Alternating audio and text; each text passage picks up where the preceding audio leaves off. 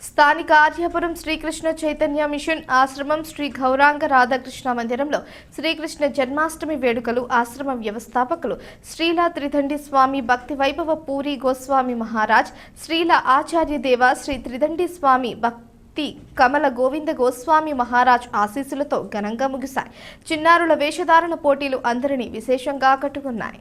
ఈ సందర్భంగా మంగళవారం శ్రీ త్రిదండి స్వామి భక్తి కంకణ బన మహారాజ్ పూజలు చేసిన అనంతరం సందోత్సవం నిర్వహించారు. పెద్ద ఎత్తున భక్తులు పాల్గొని అన్నప్రసాదం స్వీకరించారు. 5,000 మందికి అన్నప్రసాద వితరణ జరిగింది. గోకుల్ టీవీఎస్ అధినేత నారా వివి సత్యనారాయణ, ఎస్బీ మోటార్స్ అధినేత ఎం రంగప్రసాద్, పీవీఎస్ కృష్ణారావు, నిమ్మలపూడి గోవింద్ తదితరులు హాజరయ్యారు.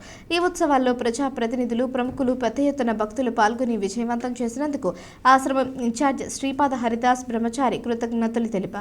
సోమవారం రాత్రి city MLA Adireddy Srinivas, Janasena city incharge Anusri Satyanarayana తదితరులు విచ్చేసి స్వామివారిని దర్శించుకున్నారు. శ్రీ త్రిదండి స్వామి భక్తి కంకణ వన మహారాజ్ గోకుల్ టీవీఎస్ అధినేత నారా వివి సత్యనారాయణ కొబ్బరికాయ కొట్టగా మాజీ ఎమ్మెల్సీ ఆదిరెడ్డి అప్పారావు ఉట్టి ఉత్సవం ప్రారంభించారు.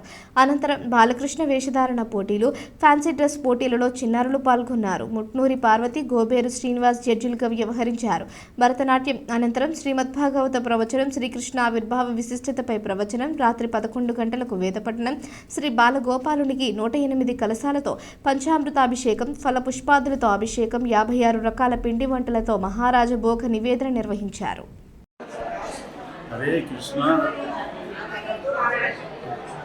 భక్తులందరికీ చాలా కృతజ్ఞతలు.